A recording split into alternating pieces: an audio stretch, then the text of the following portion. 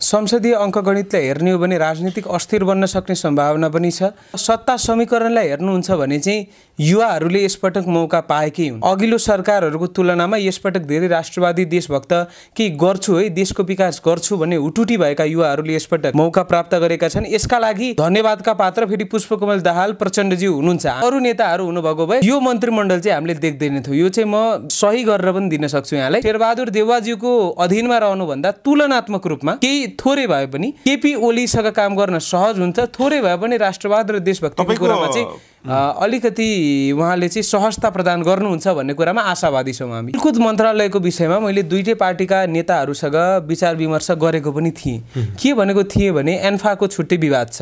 अहिले T20 लिगको पनि हजुरको यो म्याच फिक्सिङको कुरा आएको। खेलकुदमा पनि सुधार गर्नुपर्ने धेरै छ। यदि राष्ट्रवादी देशभक्त र दीर्घकालीन हितलाई मध्यनजर गर्दै नीति निर्माण र कार्यान्वयन गर्ने खेलकुद मन्त्री राष्ट्रले प्राप्त गर्यो भने नेपालले 25 वर्षमा वर्ल्ड कपमा क्वालिफाई गर्न सक्ने सम्भावना, T20 वर्ल्ड कपमा पनि नेपालले 25 वर्षमा जित्न सक्ने सम्भावना चाहिँ मैले देखेको छु। मौका प्राप्त गर्नुभयो भने खेलकुद मन्त्रालय चाहिँ लिनु है भनेको थिएँ। उहाँहरू बीचमा छलफल हुँदा राप्रपाले पाइसकेको थियो। जुन कानुन मन्त्रालयको काम छैन। म काम छैन किन भनिरहेको छु, किनकि हाम्रो लोकतन्त्रका 3 आधार रहेका छन्: एक्जिक्युटिभ, लेजिस्लेचर र जुडिसियरी। सर्वोच्च अदालत जो संविधानको अन्तिम व्याख्या गर्ने अधिकारकर्ता पनि रहेको छ। अर्को यो विधायिकाको भूमिका निर्वाह गर्ने, नीति निर्माण गर्ने, नेपालको संविधानलाई संरक्षण गर्ने, परिआएको खण्डमा समय अनुकूल व्यवहारिक परिमार्जन गर्ने दायित्व संसदको रहेको छ। ल मेकर्सहरू हाम्रो व्यवस्थापिकामा रहनुभएका माननीयज्यूहरू।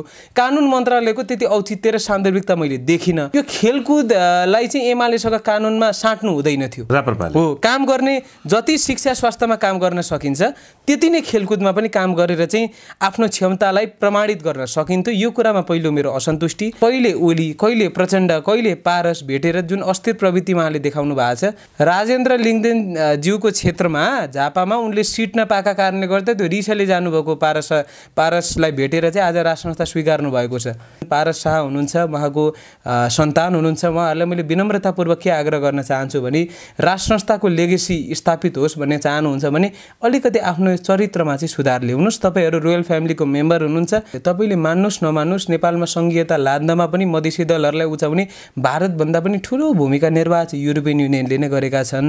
म विनम्रतापूर्वक आग्रह अध्यक्षज्यूलाई गर्न चाहन्छु, त्यस्ता मान्छेहरू जसले चाहिँ यहाँहरूको पार्टीलाई आज 14 सिट जिताउनका निम्ति पनि महत्त्वपूर्ण भूमिका निर्वाह गर्नुभएको छ, त्यस्ता पात्रहरूलाई चाहिँ मान्छे पनि नगर्ने अथवा अभद्र व्यवहार गर्ने त्यस्ता पात्रहरूलाई चाहिँ कारबाही गर्नु होला। सुब्बा बन्न सक्ने ल्याकत राख्दैनन्। हामीहरूसँग चाहिँ जुहारी खेल्न खोज्छन् त्यस्ता नेताहरू, जबकि हामी चाहिँ एकदम विनम्र भएर आदर भावसहित प्रस्तुत हुन्छौँ। त्यो मपाइतोको भाव चाहिँ राप्रपाका केही नेताहरूले त्याग्न आवश्यक छ। दरबारमार्गमा रहेको चाहिँ यो नेपाल ट्रस्टको जग्गामा यतिको बिल्डिङ, यो पनि नेपाल ट्रस्टको नीति अनुरूप छैन।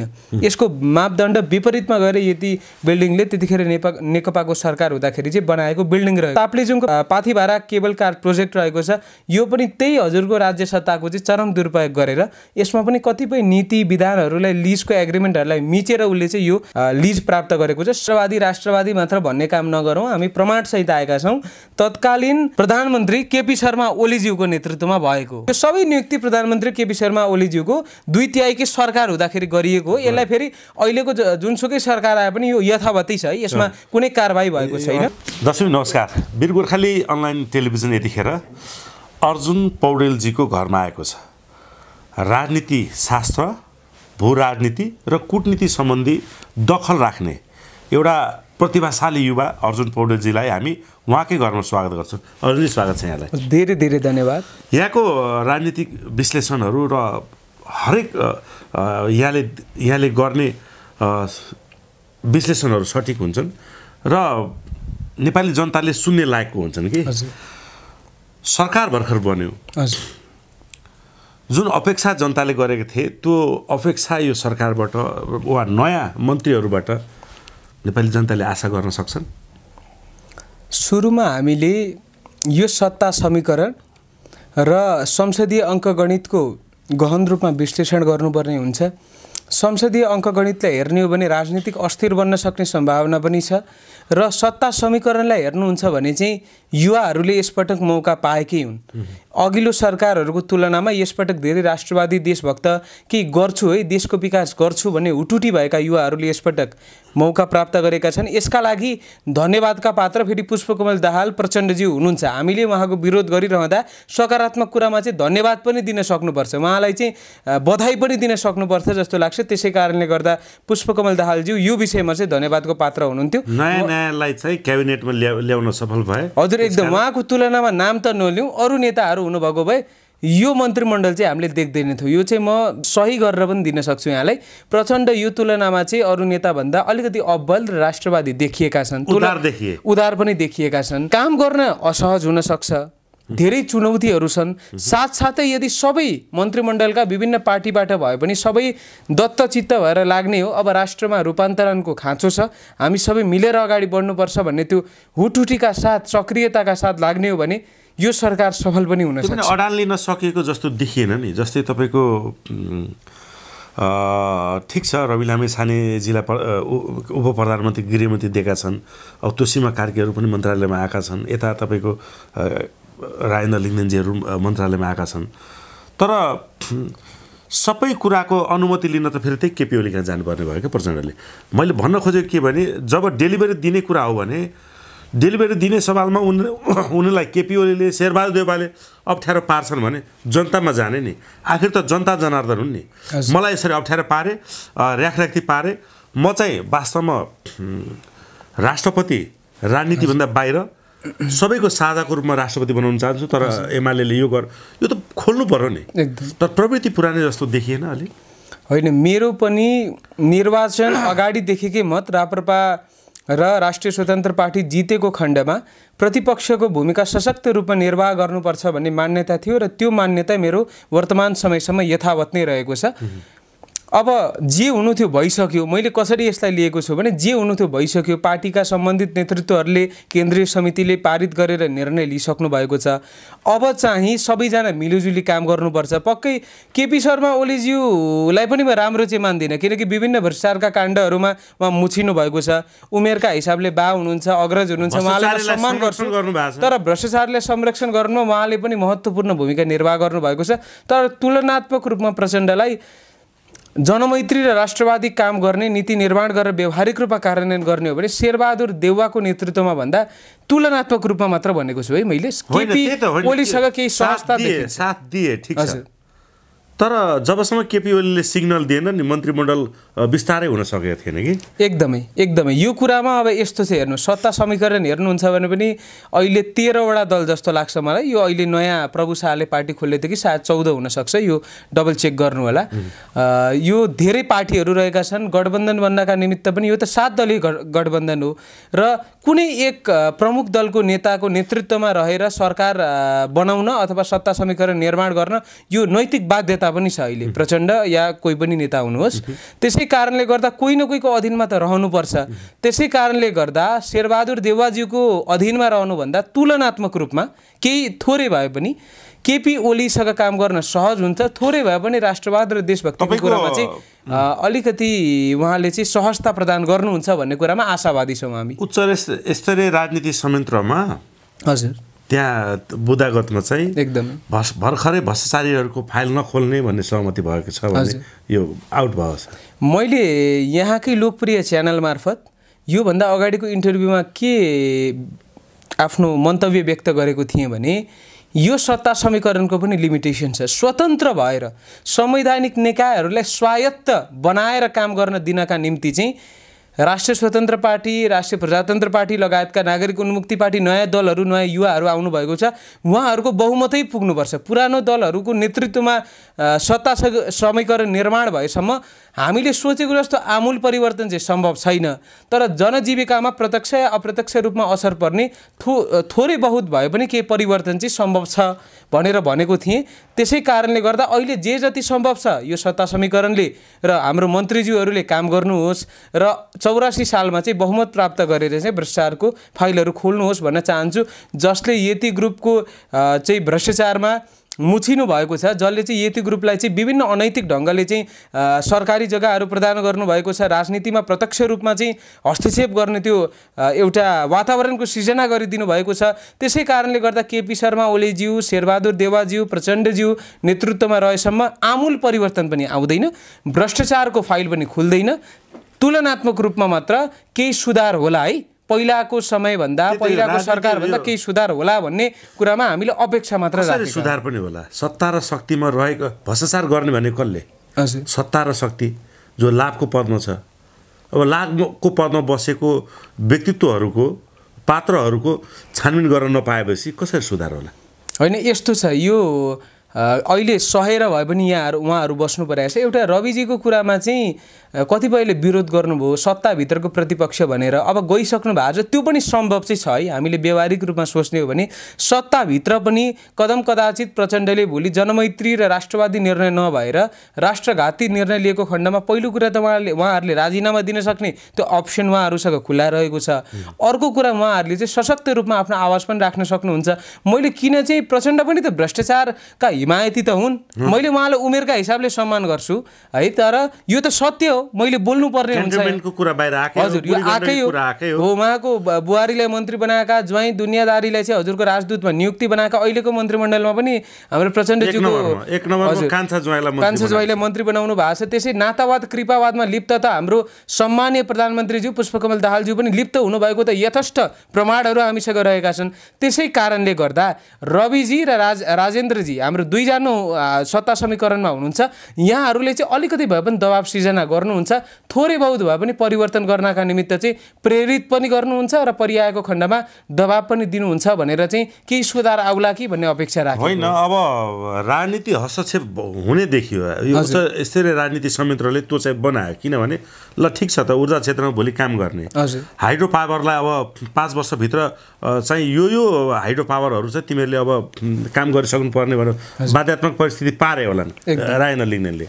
तर सबै ती हाइड्रोहरू त यी पुराना सत्ता र शक्तिमा रहेका नेताहरूको राजनीतिक आडमा कुनै न कुनै ठेकदारलाई चाइना वा भारतलाई ठेक्का दिएको छ। अब त्यो काम गर भनेर यताबाट प्रेसर जान्छ, उताबाट नगर भनिदिन्छन्, अनि विकास कसरी हुन्छ? मैले त्यही भएर यहाँलाई अघि पनि राखेँ कि आमूल परिवर्तन आउँदैन यो सत्ता समीकरणबाट, तुलनात्मक रूपमा केही थोरै बहुत सुधार हुन्छ। र अर्को कुरा है, मैले एउटा चित्त नबुझेको कुरा यहाँ बोल्नै पर्ने हुन्छ कि खेलकुद मन्त्रालयको विषयमा मैले दुईटै पार्टीका नेताहरूसँग विचार विमर्श गरेको पनि थिएँ। के भनेको थिएँ भने एन्फाको छुट्टै विवाद छ, अहिले T20 लिगको पनि हजुरको यो म्याच फिक्सिङको कुरा आएको छ। अब सन्दीप लामिछानेज्यूको त अब आफ्नै महाराष्ट्रको गहना पनि हुनुहुन्छ, विवाद छ, त्यसमा म जान चाहिनँ। खेलकुदमा पनि सुधार गर्नुपर्ने धेरै छ। यदि राष्ट्रवादी देशभक्त र दीर्घकालीन हितलाई मध्यनजर गर्दै नीति निर्माण र कार्यान्वयन गर्ने खेलकुद मन्त्री राष्ट्रले प्राप्त गर्यो भने नेपाललाई 25 वर्षमा वर्ल्ड कपमा क्वालिफाई गर्न सक्ने सम्भावना र T20 वर्ल्ड कपमा पनि नेपालले 25 वर्षमा जित्न सक्ने सम्भावना चाहिँ मैले देखेको छु। त्यसै कारणले गर्दा यदि मौका प्राप्त गर्नुभयो भने खेलकुद मन्त्रालय चाहिँ लिनु है भनेको थिएँ। हिजो उहाँहरू बिचमा छलफल हुँदा राप्रपाले पाइसकेको थियो, तर जुन कानुन मन्त्रालयको काम छैन। म काम छैन किन भनिरहेको छु, किनकि हाम्रो लोकतन्त्रका 3 आधार रहेका छन्, एक्जिक्युटिभ, लेजिस्लेचर र जुडिसियरी। सर्वोच्च अदालत जो संविधानको अन्तिम व्याख्या गर्ने अधिकारकर्ता पनि रहेको छ, अर्को यो विधायिकाको भूमिका निर्वाह गर्ने, नीति निर्माण गर्ने, नेपालको संविधानलाई संरक्षण गर्ने, परिआएको खण्डमा समय अनुकूल व्यवहारिक परिमार्जन गर्ने दायित्व संसदको रहेको छ। ल मेकर्सहरू हाम्रो व्यवस्थापिकामा रहनुभएका माननीयज्यूहरू, कानुन मन्त्रालयको त्यति औचित्य र सान्दर्भिकता मैले देखिनँ। यो खेलकुदलाई चाहिँ एमालेसँग कानुनमा साट्नु हुँदैन थियो हो। काम गर्ने जति शिक्षा स्वास्थ्यमा काम गर्न सकिन्छ त्यति नै खेलकुदमा पनि काम गरेर चाहिँ आफ्नो क्षमतालाई प्रमाणित गर्न सकिन्थ्यो। यो कुरामा पहिलो मेरो असन्तुष्टि।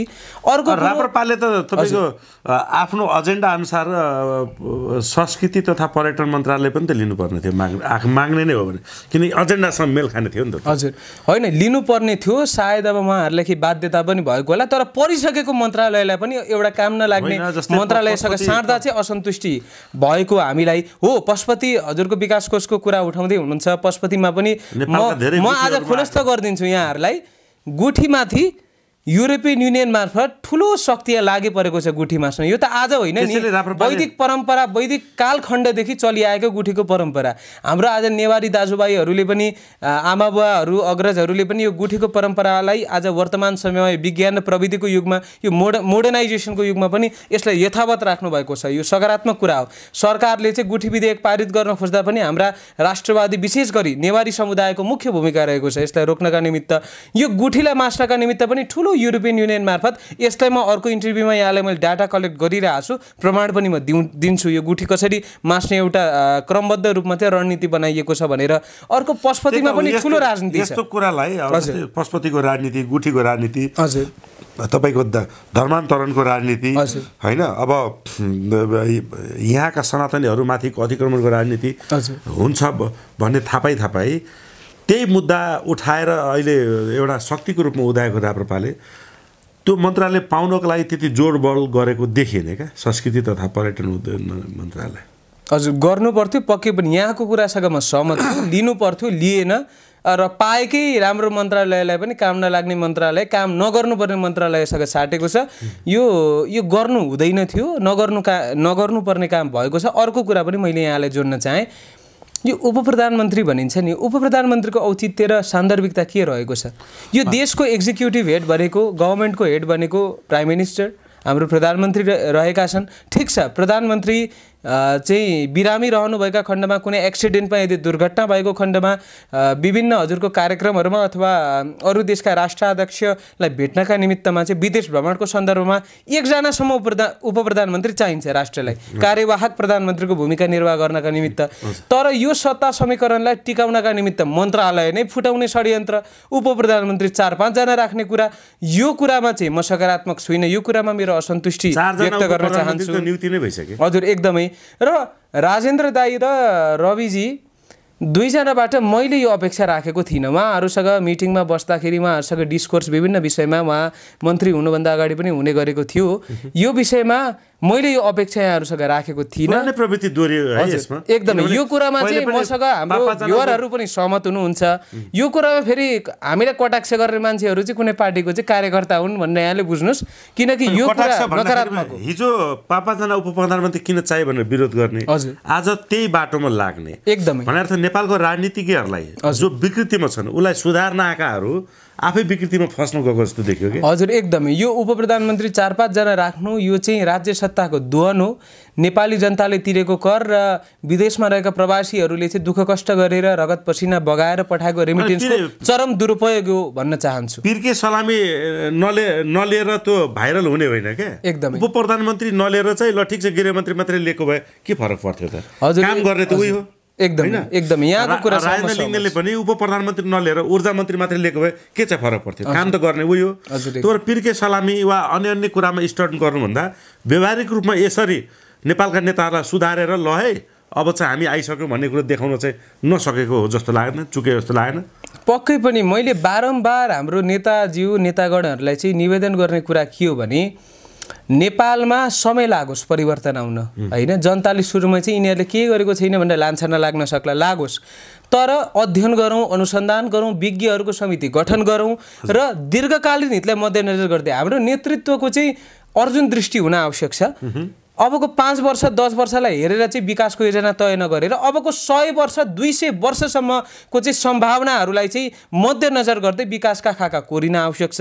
यसको लागि लाग्ला 6 महिना सरकारले केही नगरिएको जस्तो देखिएला अध्ययन अनुसन्धान गरेर, तर भोलिका दिनमा त देखिन्छ नि त 33 वर्षमै के चाहिँ गरेर नेपालका एकदमै। त्यसै कारणले गर्दा दीर्घकालीन हितलाई मध्यनजर गर्दै ढिलो भए पनि काम गरौँ। यो सुरुमा स्टन्टबाजी, यो पब्लिसिटी स्टन्ट, यो मलाई पनि ठिक लागेको छैन। मलाई थाहा छ कतिपय साथीहरूले चाहिँ होइन गर्नुपर्छ, यो कोबाट सुरुवात भएको त ठिक छ, सकारात्मक कुरा हो, गर्नुपर्छ। तर यो सँगसँगै निर्देशन मात्र नभएर अब व्यावहारिक नीति निर्माण गर्नेतर्फ पनि नेपाल सरकार लाग्नुपर्छ। व्यावहारिक देखाउनु पर्ने त्यो देखेन। एकदमै। उपप्रधानमन्त्री लिन्न भनेको त्यो व्यावहारिक हुन्थ्यो कि? हजुर हो।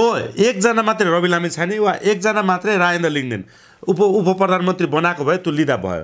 तर 5 जना उपप्रधानमन्त्री दिएर भागभन्डा जुन लगाइदिएछन् देशलाई, होइन, अधिकारको नाममा, शक्तिको नाममा, त्यो विकृतिमा उहाँहरू पनि फसेको त पाइयो।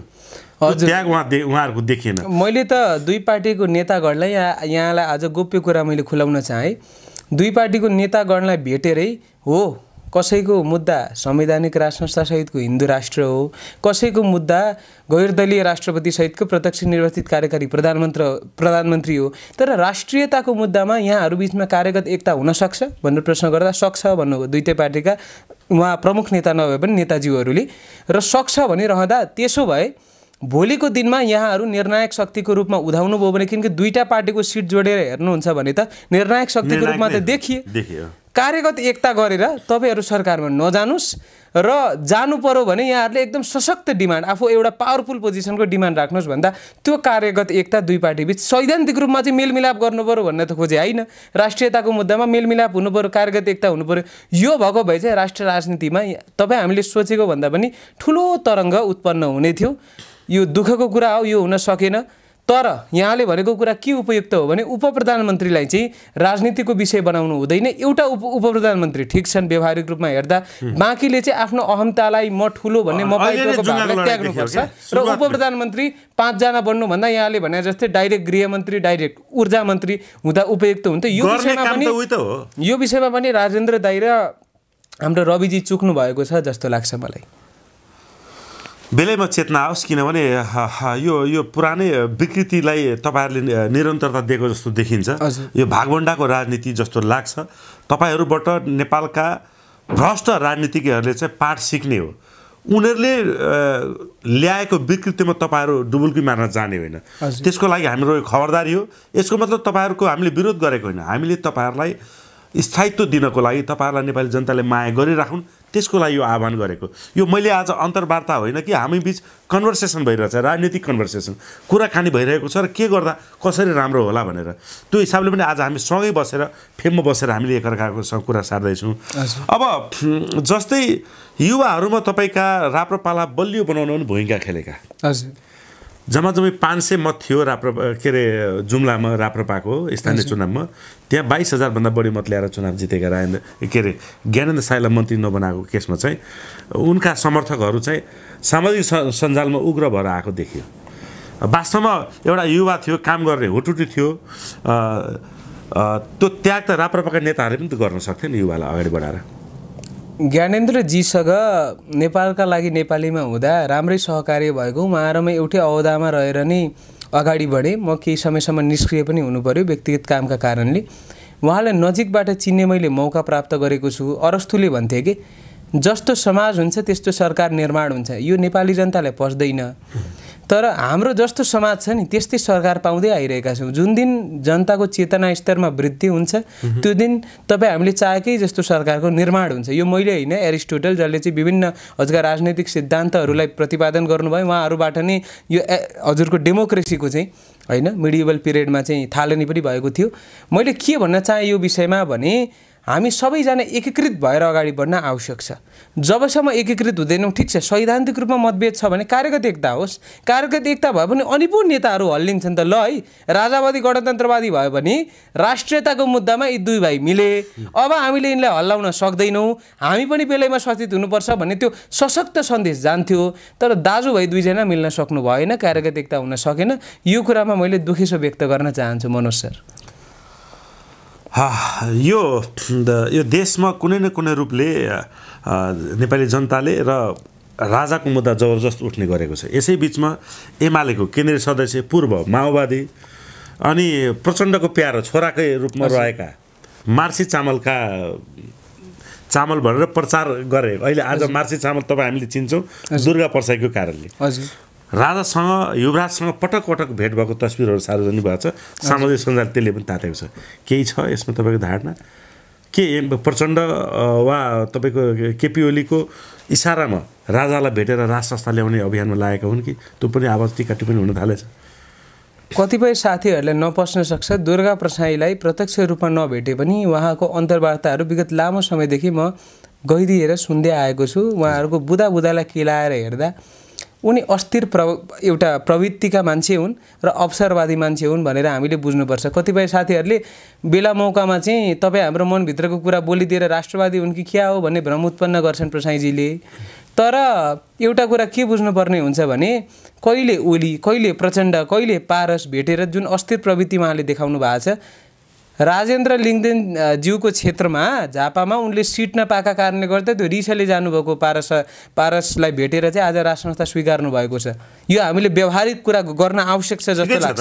हजुर, त राष्ट्र संस्था चाहनेहरूको लागि कोहीसँग रिसाएर भए पनि कम्तीमा राजा ल्याउने केसमा राजा भेट्दैछन् भने त्यसलाई पोजिटिभ लिनु पर्यो। तर आज पनि उनी केपी ओलीसँग त्यतिकै नजिक छन् र नेकपा एमालेको केन्द्रीय सदस्य पनि हुन्। नेकपा एमालेको केन्द्रीय सदस्य हुँदाहुँदै त्यसरी तस्बिर सार्वजनिक गर्नुमा केही भित्री खेलहरू हुन सक्छन् भन्ने टिका टिप्पणी छन् क्या। हाम्रा केही राजावादी साथीहरूसँग अस्ति कुरा गर्दा चाहिँ हामीले नै ल्याएका हौँ भन्ने कुरा गर्नुहुन्थ्यो। मैले यसमा अध्ययन गर्ने समय पाएको छुइनँ, उहाँहरूले सायद भूमिका निर्वाह गर्नु पनि भयो होला। तर म आज मनोज सरको लोकप्रिय टेलिभिजन मार्फत के जानकारी गराउन चाहन्छु भने हाम्रो राष्ट्र संस्थाको गरिमालाई यथावत राख्ने हो भने हाम्रो जुन पारस हुनुहुन्छ, उहाँको चाहिँ छोराछोरीहरू हुनुहुन्छ, उहाँहरूले पनि केही कुरा बुझ्न आवश्यक छ। हामी वैदिक मूल्य र मान्यताको संवर्धन प्रवर्धन भनेर लागि परेका छौँ। उहाँहरूले आफ्नो गरिमालाई चाहिँ विगत लामो समयदेखि गिराउँदै आउनु भएको छ। सार्वजनिक रूपमा हेर्न पनि सक्नुहुन्छ। यो चाहिँ अपाच्य हुँदै गइरहेको छ। म प्रष्ट रूपमा राख्न चाहन्छु, अर्जुन पौडेल चाहिँ अन्धभक्त भएर कसैको राम्रो कुराको समर्थन गर्ने, नराम्रो गरेको कुराले चाहिँ मौन भएर बस्ने मान्छे होइन। मैले समर्थन गरेको यो राजनीतिक प्रणालीमा यदि त्यसका पात्रहरूले गतिलो काम गर्नुभएको छैन, गरिमालाई गिराउँदै हुनुहुन्छ भने उहाँहरूलाई अनुरोध गर्ने मेरो दायित्व जस्तो हो पनि लाग्छ। यही च्यानल मार्फत हाम्रो जुन पारस शाह हुनुहुन्छ, उहाँको सन्तान हुनुहुन्छ, उहाँहरूलाई मैले विनम्रतापूर्वक के आग्रह गर्न चाहन्छु भने राष्ट्र संस्थाको लेगेसी स्थापित होस् भन्ने चाहनुहुन्छ भने अलिकति आफ्नो चरित्रमा चाहिँ सुधार ल्याउनुहोस्। तपाईँहरू रोयल फ्यामिलीको मेम्बर हुनुहुन्छ, आफूलाई गर्न मन लागेको काम गर्न पाउनुपर्छ, त्यो कुरा म स्वीकार्छु। तर यहाँको हरेक क्रियाकलापलाई नेपाली जनताले नजिकबाट निहाल्छन्। त्यसै कारणले गर्दा कतिपय कुरामा चाहिँ आफ्नो गरिमा गिराउनु हुँदैन। आफ्नो वैदिक मूल्य मान्यता पुर्खाको सम्मानलाई पनि त्यो वेट घटाउने काम चाहिँ गर्नु हुँदैन जस्तो लाग्छ। होइन भने राष्ट्र संस्थाको मुद्दा चाहिँ अलिकति कमजोर चाहिँ हुन सक्छ उहाँहरूले गर्दा। यो कुरा हामीले बुझ्नुपर्छ। पनि यहाँका कुरामा चाहिँ यहाँको खबरदारीमा, यहाँको सुझावमा पनि त्यो संस्थाप्रतिको माया देखिन्छ। हजुर, तपाईँले मान्नुहोस् नमान्नुहोस्, नेपालमा सङ्घीयता लाद्नमा पनि मधेसी दलहरूलाई उचाउने भारतभन्दा पनि ठुलो भूमिका निर्वाह चाहिँ युरोपियन युनियनले नै गरेका छन्। र अहिले आएर धर्मान्तरण गराउनेमा पनि भारत र चीन अथवा अमेरिकाभन्दा पनि बढी चाहिँ यहाँ युरोपियन युनियनले नै खेल खेलिरहेको मैले चाहिँ नजिकबाट हेरिरहेको छु। अब रोक्न सक्ने हामीसँग त्यो क्षमता छैन। तर यदि नेतृत्वज्यूहरू अहिले राप्रपा साँच्चीकै धर्मको संरक्षणमा लागि परेको हो भने सरकारमा जानु भएको छ, यो पनि रोक्ने प्रयास चाहिँ गर्नु होला। यस्तो कुरो रोक्न त संस्कृति तथा पर्यटन मन्त्रालयले लिनुपर्छ। एकदमै अघिको कुरा तपाईँलाई यसैमा थियो, किनकि जुन मुद्दा उठेर राजनीतिमा तपाईँको घुमिएको छ त्यो पार्टीले अवसर पाएको बेलामा त्यही मन्त्रालयमा बल गरेको देखिएन कि। हजुर, एकदमै त्यो गरेर नदिएको भए त हामीले यसलाई मुद्दा बनाएर सडकमा जान सक्थ्यौँ नि त। एकदमै हुनु भने किन चाहिँ गरिएन, कत्रो खेल रहेछ थाहा हुन्थ्यो नि त। त्यसमा राप्रपा राजेन्द्र लिङ्गदेन चुकेका छन्। अर्को उप प्रधानमन्त्री जुन लिएको छ भने एक्लो उप प्रधानमन्त्री भयो जय जयकार गर्ने हो। एकदमै, किनकि हामी त राजेन्द्र लिङ्गदेनलाई यो देशमा 2/3 प्रधानमन्त्री बनाउँछु भनेर हिँडेको थियो। उहाँ 2/3 उप प्रधानमन्त्री बन्नुभयो, त्यो पनि 5 जना। भन्नु भने यसमा मेरो गम्भीर आपत्ति छ क्या। उप प्रधानमन्त्री नै भए पनि ठिक, तर उहाँ मात्रै उप प्रधानमन्त्री भइदिए राम्रो नि त। 5 जना भनेको समग्र व्यवस्थाले नि त्यो विकृति ल्याएको हो। त्यो कसैलाई टिकाउनलाई, कसैलाई अडाउनलाई वा कसैलाई खुसी पार्नलाई नै जुन पद क्रिएट गरिएको छ, त्यसमा मेरो गम्भीर आपत्ति छ। यसमा राजेन्द्र लिङ्गदेनको ध्यान आकर्षण हुनुपर्छ। यहाँको कुरामा पनि म सहमत छु। यो व्यक्तिगत कुरा होला, मैले खुलाउन चाहेको त थिइनँ। राजेन्द्र लिङ्गदेनज्यूको स्वभाव एकदमै सरल छ होइन, साह्रै राम्रो मान्छे हुनुहुन्छ। व्यक्तिगत रूपमा पनि मैले भेटेको छु उहाँलाई होइन, कुराकानी पनि भएको छ। तर राप्रपाका केही नेताहरू जो अहिले मन्त्री पनि भएको छैनन्, सांसद पनि भएको छैनन्, आफूलाई सर्वेसर्वा ठान्दा रहेछन्। उहाँहरूको म नाम तोक्न चाहदिनँ अहिले है। नाम नतोकिकन के भन्न चाहन्छु, म विनम्रतापूर्वक आग्रह अध्यक्षज्यूलाई गर्न चाहन्छु, त्यस्ता मान्छेहरू जसले चाहिँ यहाँहरूको पार्टीलाई आज 14 सिट जिताउनका निम्ति पनि महत्त्वपूर्ण भूमिका निर्वाह गर्नुभएको छ, त्यस्ता पात्रहरूलाई चाहिँ मान्छे पनि नगर्ने अथवा अभद्र व्यवहार गर्ने त्यस्ता पात्रहरूलाई चाहिँ कारबाही गर्नु होला भन्न चाहन्छु। ती पदाधिकारीहरू आजसम्म सांसद भएका छैनन्, सुब्बा बन्न सक्ने ल्याकत राख्दैनन्। हामीहरूसँग चाहिँ जुहारी खेल्न खोज्छन् त्यस्ता नेताहरू, जबकि हामी चाहिँ एकदम विनम्र भएर आदर भावसहित प्रस्तुत हुन्छौँ। त्यो मपाइतोको भाव चाहिँ राप्रपाका केही नेताहरूले त्याग्न आवश्यक छ भन्छ नाम नलिए यति सानै अवस्थामा यति ठुलो अहम राख्छन् ती नेताहरूले हजुर एकदम भोलि एमाले काङ्ग्रेस माओवादी जत्रै ठुलो पार्टी भयो भने त तपाईँ हामीलाई त बाटोबाटै गोद्दै हिँड्छन् तिनीहरूले होइन मैले अब गृह मन्त्रालयमा पनि विभिन्न विज्ञापनहरू दिन गइरहेको हुन्छु म अहिले रवि हाम्रो सर प्रधानमन्त्री गृहमन्त्री हुनुभएदेखि उहाँको पनि सरल भेट्ने राजेन्द्र लिङ्गदेनज्यूको पनि सरल भेटे त राप्रपाका केही चाहिँ सांसद पनि नभएका मन्त्री पनि नभएका सुब्बा पनि हुनसक्ने खासमा ल्याकत राख्ने केही अब भनौँ न तपाईँलाई मैले सङ्केत दिन्छु वरिष्ठ उपाध्यक्ष चाहिँ होइनन् रविन्द्र मिश्र होइनन् बाँकीका केही भनौँदा उपाध्यक्षहरू चाहिँ र केही भनौँदा महामन्त्रीहरूको धेरै अमता देखियो है मैले रविन्द्र मिश्रज्यू र राजेन्द्र लिङ्गदेनज्यूलाई चाहिँ भन्न खोजेको होइन ज्ञानेन्द्रजीलाई पनि योबाट टाढै राखौँ तर केही भनौँदाहरू चाहिँ आफूलाई सर्वेसर्वा कारणले त आज 40-50 वटा वा ठुलो शक्ति हुनुपर्ने राप्रपा 14 सिटमा खुम्चेको छ नभए त हामीले 40-45 वटा जिल्ला सर्वे गरेको हो नि राप्रपाले यति सिट जित्दैछ भनेर त हामीले त्यतिखेर कन्फर्म गर्दै आएको थियौँ तर त्यो इम्प्लिमेन्ट नगरेर यो अहमतालाई हिँडेर इभन तपाईँको राप्रपा अध्यक्ष राजेन्द्र लिङ्गदेनलाई नै अप्ठ्यारो पारिसकेपछि आज यो अभियुक्त भएको खैर सरकारमा गएको छ एउटा शक्तिको रूपमा उदाएको छ केही छैन यहाँको मैले एउटा न्युज हामी संवादको अन्तिममा छौँ त्यो न्युज त्यहाँ मैले सुन्दै गर्दाखेरि यो पोखरा विमान दुर्घटनालाई लिएर यहाँको एउटा सशक्त भनाइहरू आएको थियो यति ग्रुप ओम्नी ग्रुप र तपाईँको यति एयरलाइन्सको म्यानेजमेन्टहरूमा के राजनीतिक तपाईँको आवरणमा राजनीतिलाई प्रभाव पारेरै यति ग्रुपले तपाईँले भने जसै गरी गतिविधि गरेको नेपालको राष्ट्रिय राजनीतिमा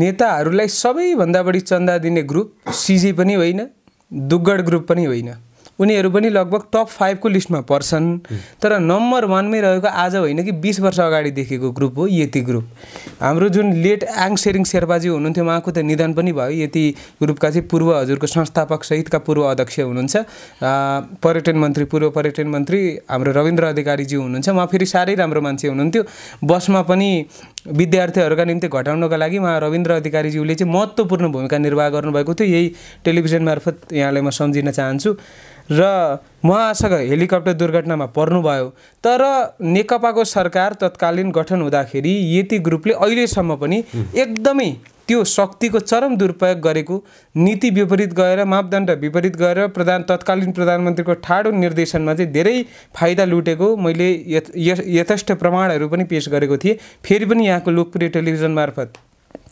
जानकारीमा गराउन चाहन्छु यो हाम्रो जुन Yeti building on Nepal trust property या दरबार मार्ग रहेको छ दरबार मार्गमा रहेको चाहिँ यो नेपाल ट्रस्टको जग्गामा यतिको बिल्डिङ यो पनि नेपाल ट्रस्टको नीति अनुरूप छैन यसको मापदण्ड विपरीतमा गएर यति बिल्डिङले त्यतिखेर नेकपाको सरकार हुँदाखेरि चाहिँ बनाएको बिल्डिङ रहेको छ अर्को ताप्लेजुङको पाथिभारा केबल कार प्रोजेक्ट रहेको छ यो पनि त्यही हजुरको राज्य सत्ताको चाहिँ चरम दुरुपयोग गरेर यसमा पनि कतिपय नीति विधानहरूलाई लिजको एग्रिमेन्टहरूलाई मिचेर उसले चाहिँ यो लिज प्राप्त गरेको छ सबैभन्दा ठुलो जुनमा चाहिँ अब हामी एसके तिमल सिन्हा हाम्रो वरिष्ठ अधिवक्ता ध्रुवलाल श्रेष्ठ लगायत हामीको टिमले नै अख्तियारमा यो विषयमा एउटा रिपोर्ट सहित र यथेष्ट प्रमाणहरू सहित पेश पनि गर्दैछौँ केही दिनमा यसको जानकारी पनि हामी गराउनेछौँ कङ्दे भ्यू रिसोर्टका निम्ति चाहिँ जुन विश्व सम्पदा सूची हो नेपालको मात्र प्रपर्टी नभएर संसारभरिका सबै मान्छेका निम्ति चाहिँ एउटा महत्त्वपूर्ण एउटा विश्व सम्पदा सूचीभित्र रहेको जुन सगरमाथा नेसनल पार्क रहेको छ त्यसको भित्रको 52 रोपनी ल्यान्ड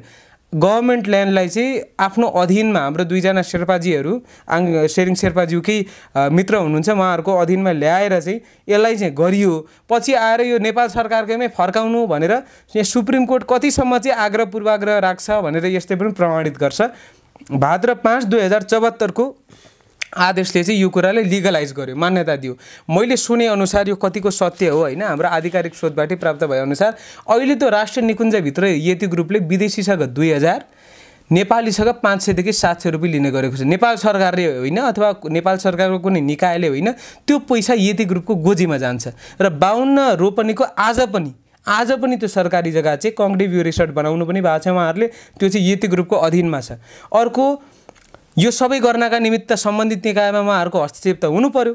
नेपाल ट्रस्टको नीतिमा के लेखिएको छ भने कुनै पनि बिजनेस इन्स्टिट्युसन्स कुनै पनि हजुरको प्राइभेट संस्थाहरूको चाहिँ पोलिसी लेभलमा इन्टरभेन्सन हुने गरी चाहिँ त्यो प्राइभेट इन्स्टिट्युसन्सहरूको मेम्बरलाई चाहिँ यहाँ नियुक्त गर्न पाइँदैन भनेर नेपाल ट्रस्टमा भनिन्छ। तर नेपाल ट्रस्टका अध्यक्षको सक्रियतामा चाहिँ याङजम शेर्पा जुन चाहिँ हाम्रो आङसेरिङ शेर्पा जुन बित्नु पनि भयो उहाँको चाहिँ आत्मीय घनिष्ठ मित्र पनि हुनुहुन्छ र सब्सिडियरी यति एयरकै सब्सिडियरी जुन हेलिकप्टर सञ्चालन गर्ने एल्टिट्युड एयर प्राइभेट लिमिटेडका मार्केटिङ चिफ प्रवीण राज दाहाललाई पनि उहाँहरूले नेपाल ट्रस्टको चाहिँ सदस्यमा नियुक्त गर्नुभयो। अर्को गोकर्ण रिसोर्टको कान रहेको छ नेपाल गभर्मेन्टले चाहिँ कुन सरकारको पालामा यो एमाले यो हाम्रो तत्कालीन प्रधानमन्त्री अब बुझौँ है राष्ट्रवादी मात्र भन्ने काम नगरौँ हामी प्रमाणसहित आएका छौँ। तत्कालीन प्रधानमन्त्री केपी शर्मा ओलीज्यूको नेतृत्वमा भएको हैन हामीले भन्नुपर्ने हुन्छ। हजुर यो सबै नियुक्ति प्रधानमन्त्री केपी शर्मा ओलीज्यूको 2/3 सरकार हुँदाखेरि गरिएको हो। यसलाई फेरि अहिलेको जुनसुकै सरकार आए पनि यो यथावतै छ है, यसमा कुनै कारबाही भएको छैन। गोकर्ण रिसोर्टको चाहिँ 2025 मा यो त झनै अगाडि नेकपाको सरकार हुँदा 2025 मा यो चाहिँ लिज एग्रिमेन्ट सकिँदै थियो। यो त केही महिना अगाडि अथवा लिज एग्रिमेन्ट सकिएपछि यसलाई एक्सटेन्ड गर्ने हो।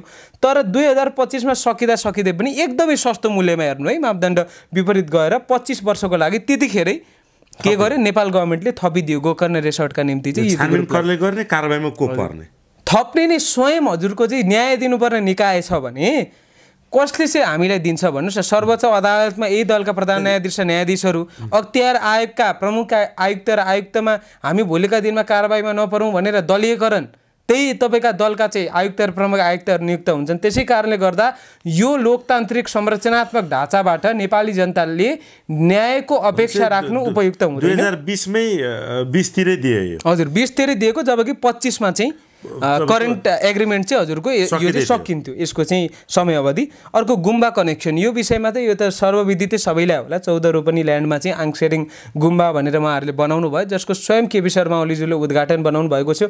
मैले चाहिँ यो नागरिक नेटवर्कमा पनि यसको यो आर्टिकल अध्ययन गर्दाखेरि यसमा पनि लुम्बिनी विकास कोष अन्तर्गतका केही नीतिहरू चाहिँ मिचिएका छन् भनेर यो पनि म यहाँलाई डकुमेन्ट पनि प्रोभाइड गर्नेछु यो विषयमा। अर्को चाहिँ हाम्रो जुन लाक्पा सोनाम शेर्पा हुनुहुन्छ अहिले करेन्ट चेयरम्यान अफ यति एयरलाइन्स एन्ड यति ग्रुप, उहाँको चाहिँ सुपुत्रीलाई तत्कालीन मन्त्री परिषदको बैठकले चाहिँ स्पेनको राजदूतमा नियुक्त गरेको थियो। अब यति यो त दुर्घटनाको कुरा गर्दै हुनुहुन्छ यहाँले। अर्जुन पौडेलले चाहिँ यो भ्रष्टाचारको कुरा चाहिँ किन राख्दैछ भन्दा के आधार प्रमाणित गर्नका निमित्त पुष्टि गर्नका निमित्त मैले भन्दैछु भने यति ग्रुप भनेको नीति निर्माणमा प्रत्यक्ष रूपमा हस्तक्षेप गर्ने अहिलेका सबै शीर्ष नेताहरूको चाहिँ 20 वर्ष अगाडिदेखि अहिलेसम्म चाहिँ पैसाले किनेका चाहिँ छन् भनेर प्रमाणित गर्नका निम्ति चाहिँ केही मात्र है, यो सबै होइन, केही भ्रष्टाचारका काण्डहरू चाहिँ मैले यहाँहरूको समक्ष अहिले प्रस्तुत गरेको छु। बुद्ध एयर, सिमरिक एयर जुन चाहिँ मेरो विचारमा पछि गएर गुना एयरलाइन्समा पनि रिब्रान्ड भएको थियो, यिनीहरूको दुर्घटना हेर्न नभएको भन्दिनँ, छन्। तर यसको सब्सिडियरी तारा एयरलाइन्स यति एयरलाइन्स र यसको सब्सिडियरी तारा एयरलाइन्स भन्नुहुन्छ 8 र 6 जोडेर 14 वटा चाहिँ रेकर्डेड एक्सिडेन्ट भएका छन्। अरू पनि माइनर एक्सिडेन्टहरू होलान् भनेपछि यही यति ग्रुपकै चाहिँ किन अरू डोमेस्टिक एयरलाइन्सहरूको तुलनामा चाहिँ बढी हजुरको दुर्घटना धेरै बढी मात्रै होइन। अब हाम्रो को पाइलटकै श्रीमान पनि यही यति एयरलाइन्सकै पाइलट हुनुहुन्थ्यो भन्ने सुनेको थिएँ मैले। त्यही दुर्घटनामा बित्नु भयो, दुःखका साथ भन्नुपर्छ, उहाँको पनि यसमै निधन भयो।